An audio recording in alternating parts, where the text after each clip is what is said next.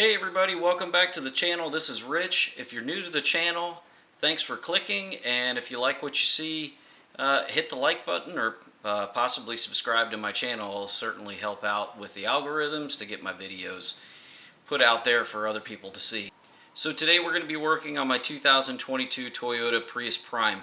It is a plug-in hybrid, which means it does run on electricity, and it also has a 4-cylinder engine.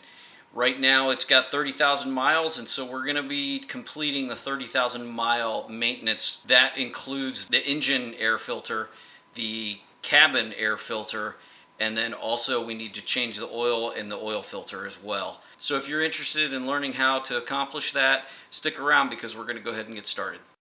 So first thing we got to do is jack the vehicle up, and that's what I was doing. Just wanted to let you know, tried to get up underneath the vehicle from the front to be able to get up underneath near the frame, but unfortunately the floor jack that I have is just too tall, and it won't go underneath the vehicle because it's just too low to the ground. So I had to jack it up on the pinch welds. So right now it's up on the pinch welds, and then I put a jack stand up underneath where the frame connects to the lower control arm, so to provide me some support. It'll do the job. It's just I don't like doing it on the pinch welds, but unfortunately I kind of have no choice because it's just so low. Okay, so we're under here, we got the jack stands, so we can work safely. You just need to remove this cover panel to be able to access the drain pan and the oil filter. And this takes 10 millimeter, couple of 10 millimeter bolts that you just need to unscrew. So just disconnect those.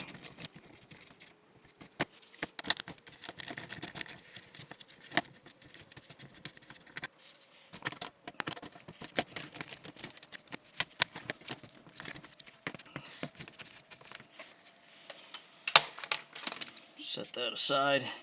And now that we've got that panel off, here's your drain plug for the oil, and then here's your filter. So real easy access. Should be a pretty straightforward process. Want to go ahead and break this loose with a 14 millimeter wrench. You can use a box wrench, or you can use a socket, whichever you prefer. Alright, that was pretty easy. So let me get a pan. Now you can just loosen this by hand. And hopefully everything will come out real easy. There you go.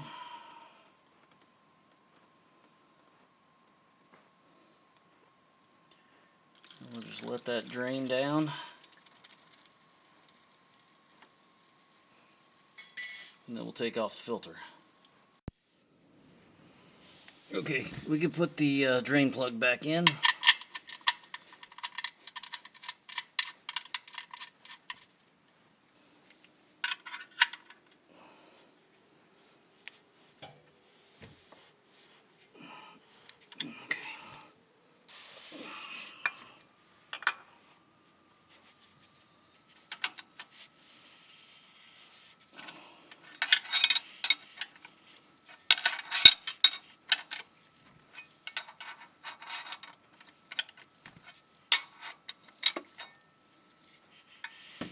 Okay.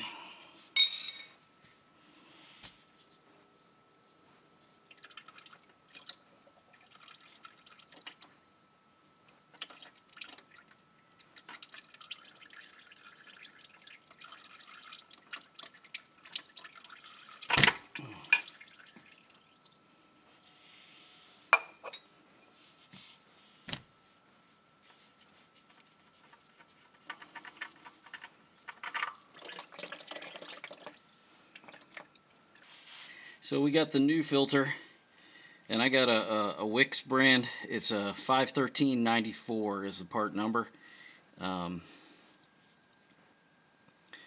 So I didn't get it from Toyota. I was able to get a better price in the aftermarket, and I'm happy with the Wix brand stuff, so we're just going to go ahead and use that. You want to add a little bit of fresh oil on the rubber O-ring so that it gets a good seal. And then you want to just go ahead and screw it back into place.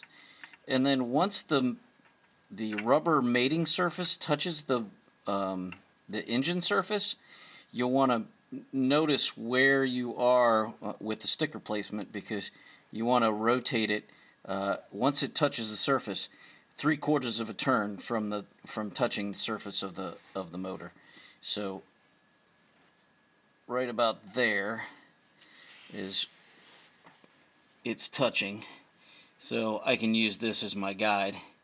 So as that spins around, I want it to be facing upside down about this direction, so I'll know that that's about 3/4 of a turn.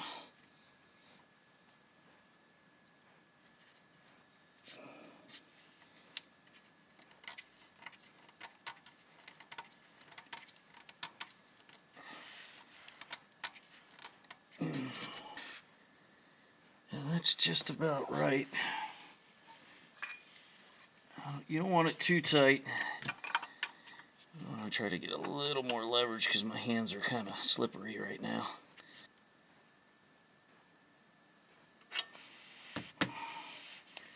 And that should be good. Now we can wipe all the excess oil off. Make sure that's nice and clean. Now, I'm going to leave this cover plate off, because I want to go ahead and fill it up with oil and then run the engine just to check for leaks before I put this cover plate back on. Once I know that we're not seeing any leaks, then I'll put the cover back on. That way it's just, we know that we don't have a leak here, or this isn't leaking for some odd reason.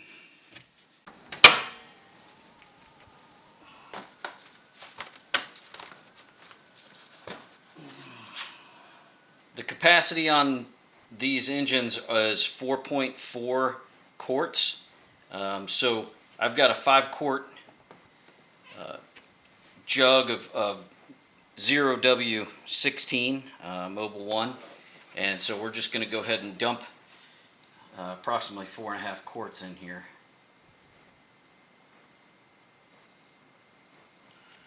And I take a little bit of fresh oil, and I usually rub it on this little O-ring that's right here to keep that from seizing up on the dipstick tube.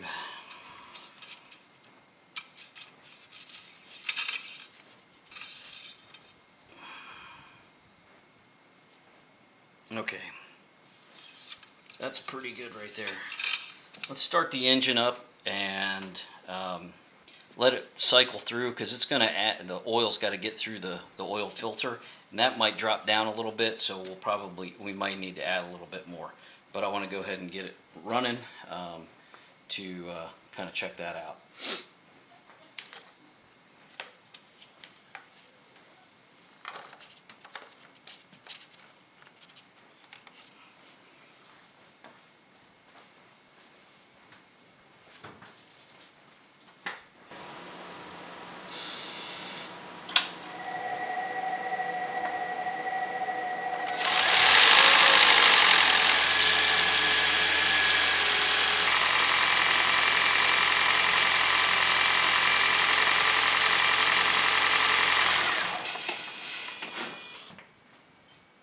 Okay, the engine oil has had a chance to drain down back into the pan, so let's go ahead and check it and see if we need to add a little more oil or if it's good to go.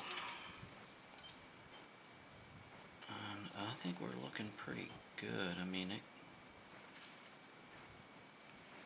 we could add just a tiny bit more.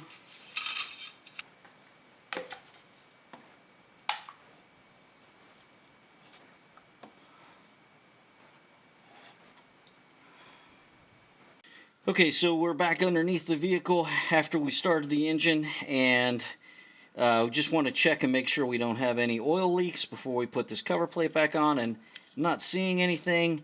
Everything looks clean, so I think we're safe to go ahead and put the cover back on, and we'll go ahead and speed up the video to get this taken care of.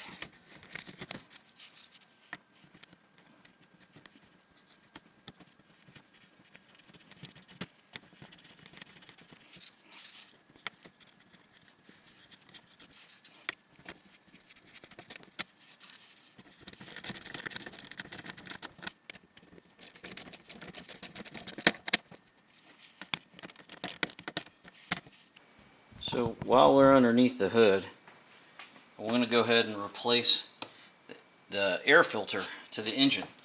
So we can go ahead and do that right here. There's two clips right here that you want to release, and that will allow this to come free. You can lift it up just gently because you got wires connected everywhere. So you just want to be able to lift it up to where you can get this filter out. And that's the, it's not too dirty, but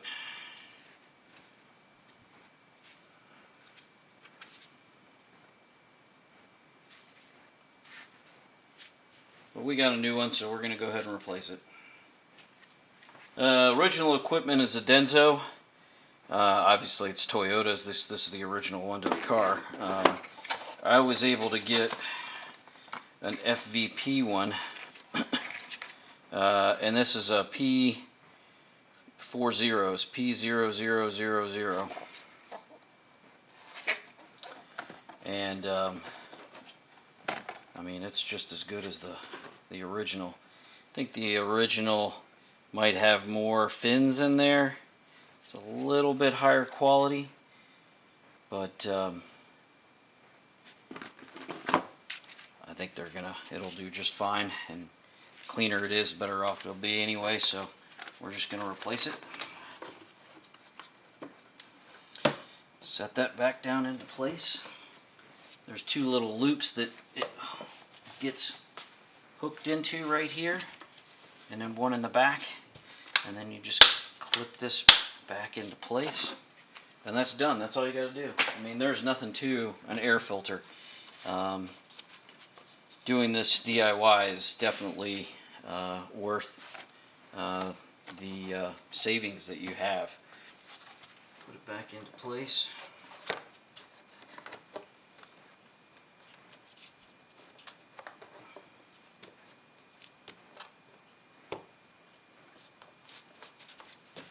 It's back in place. Just wipe this down, clean it up. I think we are good to go for another at least 10,000 miles for oil change. They say they do them every 5,000 miles, and that's what's recommended. A lot of dealerships want you to go in every 5,000 miles. If you're in stop and go traffic, or you're towing, or you're constantly idling and you're not going fast, they want you to go every 5,000 miles. Aside from that, the maintenance of the vehicle, for the most part, if you look at the maintenance plan of the vehicle, they say oil changes every 10,000 miles. So I do them every 10,000 miles. Hey, put them in the comments below if you do it at 10,000 or you do it at 5,000. I'd be interested to know what people think.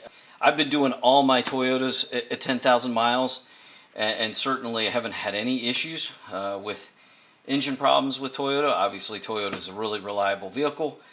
The other thing is this gets very little use. Well, it gets use, but it gets much less use than an internal combustion, like a car that's only an internal combustion engine. Because it's running on electricity a lot of the times, this doesn't come on, and we try to drive it on electric only for the most part a lot of the time. So the engine doesn't really run unless you're in power mode, or once a month we're running it, but it gets very little use, so the oil doesn't really doesn't deteriorate. I mean, obviously, at least once a year you should change it, but we're changing it more than once a year. So, every 10,000 miles I'm changing it. So I think it's sufficient. But let me know what you think. I'd be interested to know. All right, so we're here on the inside of the vehicle, on the passenger side glove box, and you want to pull the glove box down, and there's two tabs right here, one on each side. And you want to kind of pinch the plastic glove box in a little bit so that it can get past this little plastic lip right here. So once you pull that down and then you do the other side, the glove box comes down. Right here is the door that you want to be able to access. And so we want to open that door up so that we can get to the air filter. And that's where it's at.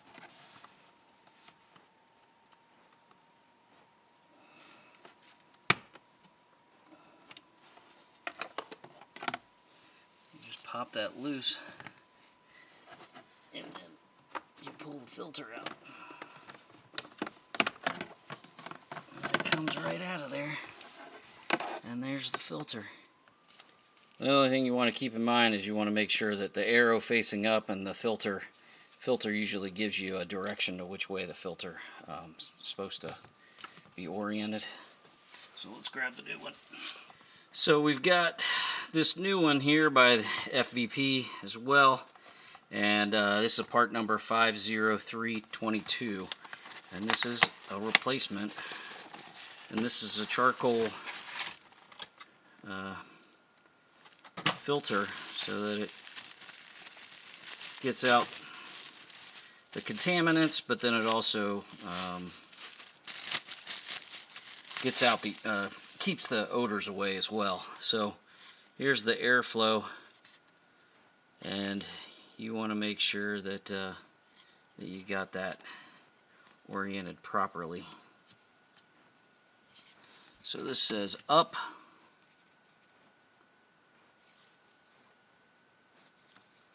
So we know that the airflow is coming down.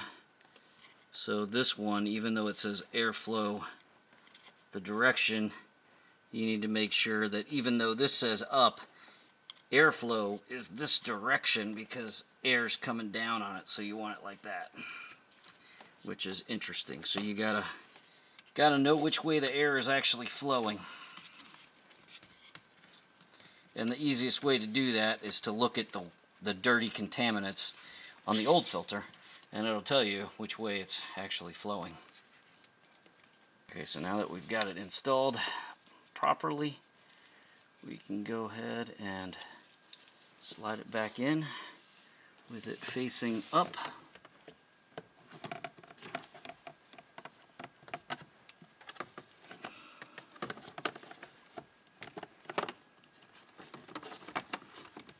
Okay, that's in there. And now we can put the cover door back on. Okay. Alright, so that's good. And then we can just push this back up into place, and that's locked. And that's it. It's done. And we can put all the material, all the junk back in the glove box. But I'm going to go ahead and wipe it down with a little bit of Windex or something just to kind of clean it up before I put it back. Okay, so we're all set. Everything's completed. Oil is changed, oil filter's changed, the engine air filter's completed, and the cabin air filter is also completed. So hopefully this was helpful. If you haven't done it before and you're planning on doing it and wanted to see how to accomplish it, it's really not that hard if you have some basic mechanics tools, obviously a floor jack, things like that, to be able to do oil change. But the cabin air filter and the engine air filter is very doable for anybody, even without any tools whatsoever. So highly recommend doing that on your own rather than having the dealer do it. So I think this is going to wrap it up for this one. Thanks for watching, and I will see you on the next one. All right, take care, everybody.